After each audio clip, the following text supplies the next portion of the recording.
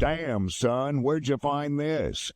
Gen Z is drinking alcohol less. Let's figure out why. Gen Z is drinking less alcohol than every other generation on Earth right now, and it's having major repercussions. Since when did Gen Z become the designated driver of society, and what does this mean for the alcohol industry? You know, one thing that I will say is after COVID, that was a clear, distinct period where I noticed that millennials have almost phased out of nightlife, and I could tell there was a lot more Gen Z that I was DJing in front of, and it was kind of telling on how you saw them interact in the club, and little did I know that was because a lot of them weren't drinking as much. That is what we're going to find out today. Hello, Internet. Welcome to Food Theory, the show that's the perfect Go send them a follow or subscribe. mocktail of chaos and edutainment. And yes, I did say mocktails because that is what's all on the rage. Cocktails are so blasé, so 2024. But you know what's not blasé? Clicking that subscribe button. But back to the point, why? Because Gen Z just isn't that in. So Gen Z ages 13 to 28 now. I'm 35, so I'm out of that window. Young millennial though, but I'm definitely out of this window. To drink it. That's right, the same generation that revived Y2K fashion, embraced oat milk like it was liquid gold, and somehow made Crocs fashionable again, is now making alcohol-free living cool. And when Gen Z decides something is over, it's OVER. And boy, is it. They're drinking 20% less than the generation. And you can tell that there's less people drinking alcohol, even like at weddings. You can tell people are drinking a lot less. In my time, it was like, if you didn't get to the establishment where you were going, the club, the bar, wherever, before 10 p.m. and you didn't get in that line, you wouldn't have made it in that night. And people were arriving. That was one of the biggest difference. A lot of the time when I was growing up and the people that were partying when I was growing up, they would arrive to the party already a third of the way drunk. Every drink that they were doing inside of the club or bar that they were going into was bonus laps. Before them, the millennials, and 33% less than the other generations when it comes to beer and wine. For generations, the wine drunk is something that's still prevalent to this day, especially go talk to your mom or grandma. Has been a cornerstone of social life, adulthood, and even celebrations. College parties, happy hours, wedding receptions. Alcohol has been at the center of all of it. Sure, it's not like everyone drank. There's plenty of people of every generation that don't. And yet, it's specifically the drinking rates among Gen Z that are plummeting. Bars and nightclubs are struggling to keep young customers. And yes, they are. Even when in the Bay Area, you can tell that there is just a dramatic amount of people who are doing less of that, which is adding to like the nightlife, I think, in a whole. Here in Fort Lauderdale, I don't think that's like too much of an issue. I think also if you go to areas like the Midwest, I think a lot of it's happening too. I will also say that a lot of people are a little bit more health conscious this day. And I mean, luckily for me, I've quit drinking for a few years now. And it was the best decision of my life. And, you know, sometimes I even like look back at the times that I had drinking alcohol and I'm just kind of like, man, what was I doing? And I wish I kind of was on this frequency that I'm on now then. They're scrambling to understand how to entertain people that just don't want to partake in drinking. At first, this might seem like just another quirky generational shift, like the sudden return of bell-bottom jeans or that hairstyle that every Gen Zer insists on getting. But the broccoli boys. This is not just a passing trend. This is something that's already reshaping industries, marketing strategies, and even the future of alcohol itself. Because here's the thing, this might be bad news for the alcohol brands out there. This is an industry that has spent billions of dollars making sure alcohol is seen as an essential part of adulthood. But now, their golden goose, the young adult demographic that kept bars full and liquor sales booming, is disappearing. And it's a lot of it's just, I think, with the power of social media. And you got to understand, in the time of my youth, you know, the TV was the only thing that you were getting, where you were getting all of your news, information, pop culture. Everything was coming to you at like that. And I'm sounding like such an old person right now, but that's really what it was. And now we're so decentralized. We're decentralized. Excuse me. I don't know what I'm saying.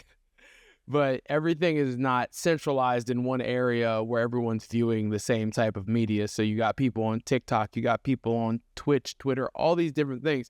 And a lot of content that people are consuming might be like healthier content where they're telling people not to drink and they're not getting bombarded with this type of advertisement. Let's be clear here. We're talking about people born between 1997 and 2012. Now that the oldest Gen Zers are in their mid-20s, gag, they are entering the consumer world, making their own purchasing choices and having a heavy influence on brands, trends, and everything else. So companies are starting to take note of Gen Z's interests. I talked about this in our Chili's video a bit more, so make sure to check that one out. But basically, they're the captain now. And with that power, they've decided that they liked dry January so much that they're just gonna make it dry the rest of time. Statistics show 70% of people in Gen Z are choosing non-alcoholic beverages over the other kind. Only 18 to 20% of Americans of legal drinking age under 28, which is the cutoff point as of this episode for that group, said they regularly drank beer, wine, or spirits. Like I mentioned earlier, among millennials who were born between 1980 and 1994, consumption was way higher, especially for beer and wine. It's not just Hennessy. Ooh, Hennessy was that was because I had my phases. So like, you know, when you're going to college parties coming up, you get your beer in, you get it in where you can. Wherever there might be a liquor, you go to that party. And then once you're 21 and you're able to drink, I think you hit the vodka phase first. So, you know, we don't support him, but I was definitely drinking a lot of Ciroc in my early 20s. I'm talking shouts out to the Ciroc boy days. Those were fun times. And then once I got to the Bay Area and I learned about how Hennessy gets you going, it was a crazy thing. But Hennessy was definitely my boo. in the US either. In the UK, over 1 in 4 young adults now identify as non-drinkers, a number that has doubled in the last decade. It's astonishing. Even in countries with deeply ingrained drinking cultures, Germany, Spain, and Australia, young people are simply not reaching for booze like their parents did. But I think a lot of this has to do with also the aesthetic that these younger people are trying to put out on social media. So a lot of people are super focused on their vanity now. So them being super focused on their vanity and them making sure that they don't have to apply so many filters, and then they can show their little ab pics or their booty pics, because remember, this is a generation that grew up with social media. So they're trying to make sure that their social value is maintained by not destroying their body with alcohol so they can appease to this social media. what is it about alcohol that no longer fits into Gen Z's world? It's well known that Gen Z is socializing a lot less in person due to the reliance on communicating through technology. These iPad kids is what is running the world right now. They were not playing outside. They were playing with iPads. People have even gone so far as to dub this the loneliest generation. And let's be honest, the pandemic definitely didn't help, since they spent important informative time distancing themselves and doing the opposite of socializing. As Gen Z are spending less time in person, there's been a decline in alcohol consumption, as very often alcohol is seen as a social drink. Since a common reason for drinking is to have a good time with friends, naturally this decreases if the social interaction goes down too. But that's not to say that they aren't going out at all. Also, it's just like, who's doing like the deals on, usually a lot of these bars and restaurants would be able to do some decent deals on the drink. But I mean, like, maybe we're in a day and age where you have to spend $20 for a drink. And then if you're trying to like talk to a girl or anything like that, you're paying for her drink too sometimes. So, I mean, it adds up. And I just don't think, we're in a time and place where people are trying to like do that. A lot less than before. And even though they are the loneliest generation, that doesn't mean that they aren't socializing either. They're just socializing in ways that prioritize health and finance. And booze doesn't fit well into either of those, especially in this day and age. I went out with some friends recently to catch up over dinner and made the mistake of getting a cocktail, because why not? We were celebrating reuniting. When the bill came, pet peeve of them not putting the prices on the menu aside, my jaw dang near hit. Boom. All right. Even if you're trying to get a mocktail, it's expensive juice. That's expensive, sparkly juice that you're trying to buy. And then you get the meal, and then that's why do you think your restaurant, why do you think the waiter always comes up to you and is like, would you like another drink? Would you like another drink? Would you like another drink? Because little do you know that you're spending $15 extra for every one of your expense. Then they're using the well liquor on the back end, so you're cooked.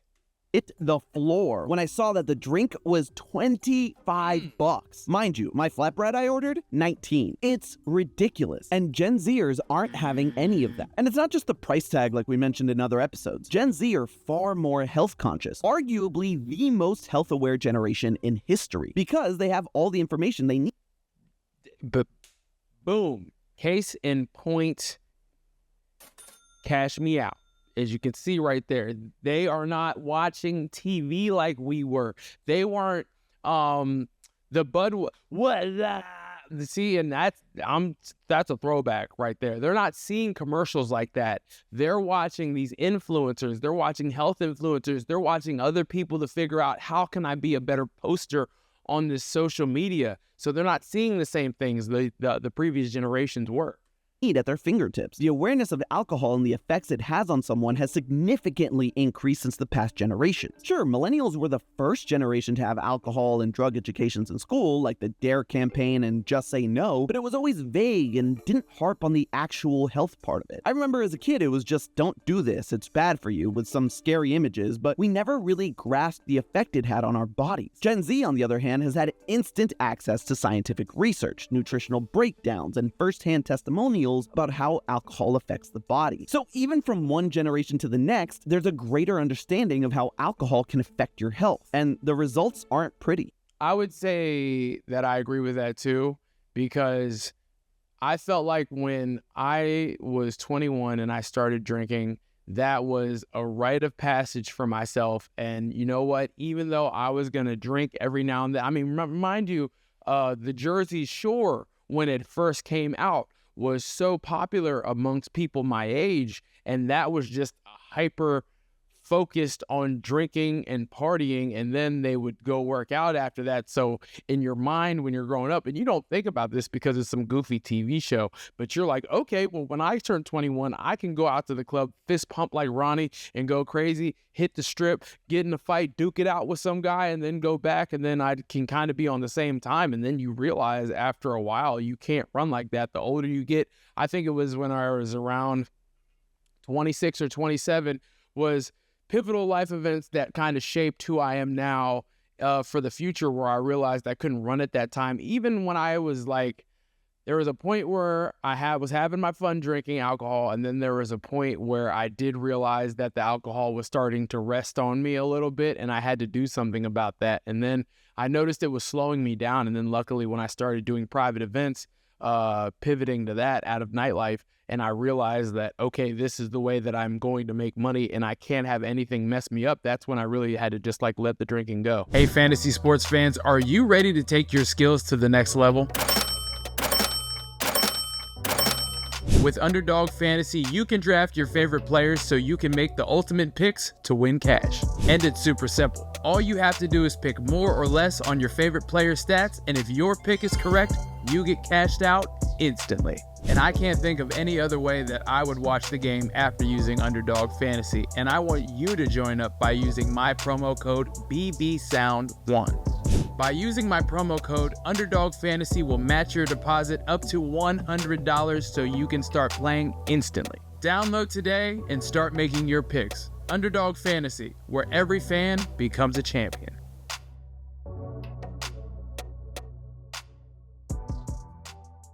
Not just the physical aspect either, the mental one too. Almost 86% of the Gen Z population believe that their mental health is as significant as their physical health when considering drinking alcohol. And while, yeah, alcohol does have a relaxing effect by lowering your inhibitions, that's the reason why inebriated people do dumb things, there's a flip side to that coin, because it also disrupts sleep quality, gut health, and increases the That gut health part is the truth. After a while and you're drinking, your gut is just off. presence of negative feeling like anger, depression, and anxiety. And Gen Z is already depressed and anxious enough as it is. So they're electing to move away from alcohol because they've got enough on their plate, or in their cup, as the case may be. I do want to point out that I know I'm referring to Gen Z as if it's some sort of monolith, and obviously it's not. But trends are incredibly significant in this generation, the generation of social media. And yeah, older generations, well, mostly just the millennials, did have social media from a relatively young age. What you know about that MySpace, and shouts out to Tom. Shouts out to Tom. But we're talking about people who've been sharing their lives with the world for as long as they can practically. As long as they can practically remember. They were born and the iPhone was put in their hand. We got the iPhone in our mid-teens, so we were kind of ready to conceptualize that type of technology. They got handed to it literally as a baby. Remember. And the influence of social media is absolutely one of the most important factors in them giving up liquor. Because watching people online share their thoughts on the negative effects of alcohol, their personal stories, or following trends like Dry January encourages others to follow suit. Look at Tom Holland. Not just because he's easy on the eyes, but because he's a good example of this. Someone in the cultural conversation who's become an advocate for sobriety. He started through Dry January, and he's not the only one. Last year, 35% of Gen Zers between 21 and 24 also completed Dry January. And now, the vastly better Tom even makes his own alcohol-free beer. And the other aspect of social media is the ability to have a conversation with the world. There's a large trend called the sober curiosity movement, which challenges people to assess their relationship with alcohol. Not to cut it out, but to ask themselves why they drink, all in the name of mental and physical health. The term sober curious was popularized by the author Ruby Warrington in her 2018 book, and Gen Z is latching onto it because it's become a global conversation. As opposed to what I alluded to earlier when education for the older generation was simply being told not to do something, now it's a dialogue that young people can feel empowered to participate in. Yeah, we just kind of got pointed at. Don't. And that actually makes you want to do it more. And clearly, when they start asking themselves the important questions, alcohol seems like less of a necessity for going out and socializing. But while health and wellness is absolutely the primary concern and driving factor of sobriety for Gen Z, we can't really leave out how expensive it is to drink. Almost a third of young people choose low and no alcohol drinks specifically because they're cheaper than the alcoholic versions. This isn't to say that they're all about saving money and penny pinching. Sure, harsher economic reality right now. And then if you're getting bottle service and stuff like that, I mean, I'll be the first one to tell you that bottle service, unless you're really celebrating something, is one of the biggest wastes of money you could ever spend your money on. And it's just stupid. Between student loan debt, skyrocketing rent prices, and an uncertain job market, but the youth are actually happy to shell out cash. They're willing to pay more so long as it's a better quality product. Trends from 2024 show that when Gen Z do drink, they prefer premium beverages. Gone are the days of slamming down whatever's cheapest at the Getting that natty light, and I don't know if some of you all remember the Vladdy vodka and the handle. I mean, we were really doing some terrible things to our bodies. Gen Z would rather have one high-quality, carefully curated drink than 5 that taste like bad decisions. They're trading quantity for quality. So here's the real kicker. This isn't just about drinking less. It's about drinking differently. And the alcohol brands are listening closely. That's because Gen Z isn't killing alcohol. They're reinventing it. Say what you will, but this generation knows what they want. And they have standards, which is more than I can say for the frat bros of my college years downing anything. I remember I had a party when I remember my homeboy, shouts out to my homeboy Bridge. We had a party and he needed a thing for jungle juice. So I didn't have a plastic Tupperware container. So my mom had one and she had a bunch of clothes in it, and I dumped it out and I washed it and cleaned it out. And we took it to the party, and what do we use? We used Mountain Dew, Minute Maid, 2 handles of the Vladdy. We cut up some apples and threw it in there.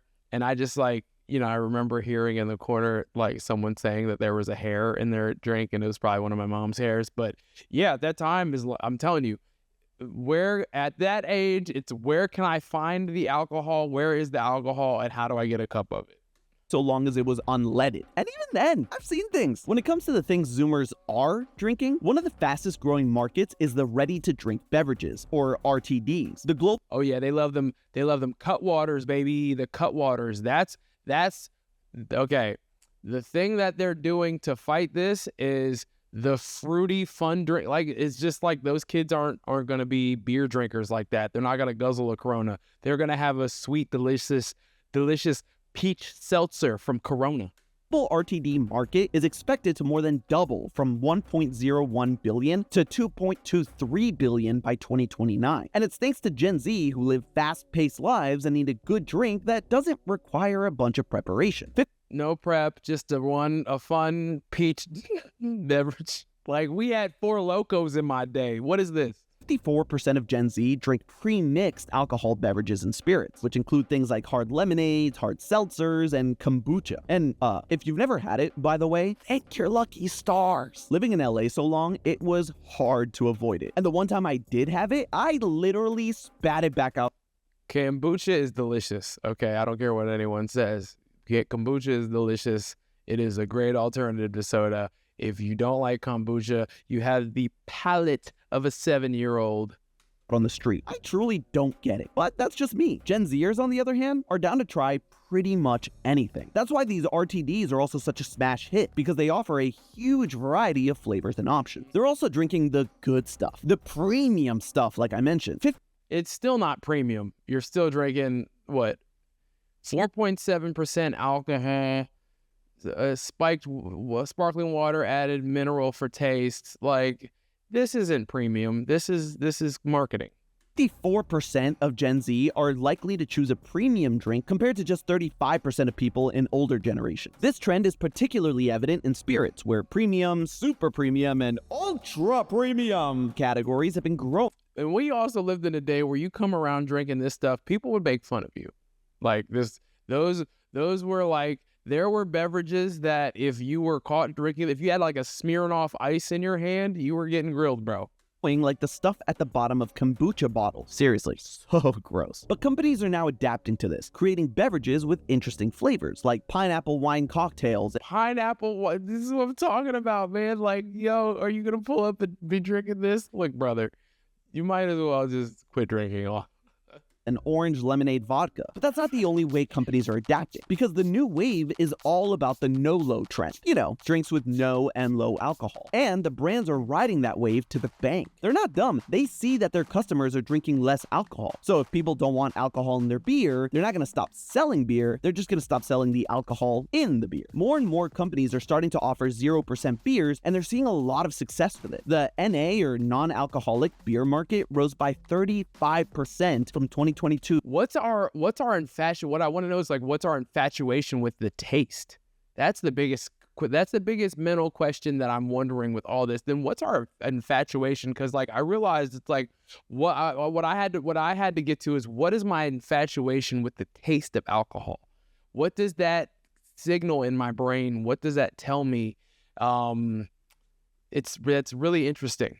To 2023, and it's expected to keep growing at a pretty massive rate. Now, once upon a time, removing the alcohol from the beer had to be done post-fermentation through techniques like boiling, vacuum distillation, and reverse osmosis. Problem was, these methods could negatively affect the taste, so non-alcoholic beers were far from the preference. But now, advancements in technology have also allowed these companies to improve the flavor of these non-alcoholic beverages, meaning not only is it not a bad substitute, but can be as good as the original too. And it's not just limited to beers. There are companies that sell de-alcoholized wine. I'm fascinated by this product because it's not like it's just a juice. They've actually removed the alcohol from fully fermented wine. I might be into that, just a little bit of it, just to try it. I'm not gonna lie, I'd try that one. And it leaves it tasting just like the alcoholic kind. This is a perfect example of an industry actually listening to its customers, and a consumer base that's truly talking with their wallets. And we all come out winning. Higher quality spirits, no or low alcohol variants that taste just as good as their alcoholic counterparts. Even older generations are drinking less or healthier thanks to Gen Z's lead. We owe them a debt of gratitude. But there's one other big winner here. Notice how at no point in the episode did I say that the alcohol industry is declining? Sure, there are certain aspects or specific brands that are in trouble, looking at you, Natty Light. And sure, there are less people drinking now than ever, but sales in the alcohol industry as a whole haven't stopped climbing since the pandemic. People may be drinking less volume of alcohol, but prices haven't dropped a bit. In fact, some of these Well, prices have probably also gotten higher to adjust to that. So inflation, they're gonna figure they got people with degrees and math skills that you'll never be ready for, that they have drafted to come and just make sure that they take everything out of your pocket just to get it. And then like you gotta also think like the Midwest and the South still have sports stadiums, and they're not drinking these two right here. They're drinking both. They're mixing the real Budweiser with that, and they're stretching it, and that's how they're getting you. low drinks are even more expensive than the alcoholic kind. They require the same or similar techniques to the alcoholic types, just with the added step of removing the alcohol, which then makes it a premium product to sell. There's a bit of a slump as manufacturers shift their strategies to fit the new market, and some of them may stumble in the short term, which explains why some markets have seen a small decline. But these companies aren't worried about the now. They play the long game. Look at Anheuser-Busch, the largest beer company in the world. Right now, they're experiencing a small dip in sales, but their non-alcoholic options are exceeding expectations. And then also they're probably looking into marijuana tinctures now. They're not going to figure out a way where they can pivot from one thing to the next. So you have to understand these are people with years in business, and maybe there are some old ways that are going to die hard in these businesses, but then there are also people in the business who know how to pivot their business model and their structure to make sure that they can still get your money. And if things keep going the way they are, their non-alcoholic sales will likely equal or even exceed their others. And they're coming out looking like the heroes because they're giving us healthier options and listening to the consumer base without actually sacrificing anything. In fact, they're gaining in the long term. So Gen Z being healthy and drinking less because of it has created a shift in the industry that's demanding higher quality and healthier options. It's also making the rest of us start to moderate our own drinking habits and consider healthier options. And the alcohol industry is loving it, because we are playing right into their hands. But hey, that's just a theory. A food theory. Shouts out to Food Theory. That was actually a really good piece. I really think that hit on a lot of different things. One thing that I'm going to leave everybody with is that I had a journey where I quit drinking, I want to say about 4 years ago. And it really was the best decision that I've ever made. The clarity that I have, the vision that I have now that I had lost previously. And honestly, I mean, off the record, let's just say your boy had some drinks before he had turned 21. So that's kind of a thing. But it did improve my life vastly when I took the opportunity to let drinking go. And I think that would be the same for a lot of people. And then you kind of just realize where to stay away from, who to stay away from. You see things a lot more clear. I don't know what the answer is as far as what we should do with the certain state of, where alcohol is. I see, and then in some cultures, they have an alcoholic beverage, which is just so ingrained in the culture. If you go to Italy, you go to France, you're going to have a glass of wine. It's just going to have to happen. And, a little bit of that's a part of culture. So I think the biggest thing isn't us trying to worry about the alcohol industry. I think it's just us always honing in and focusing on ourselves and having wherewithal in our mind to know when we're doing too much and when we need to kind of cut back on a couple things, and, trusting our willpower. Like, comment, and subscribe. I will leave the link to the video, and we'll have some more coming up soon. Thanks, guys. Peace.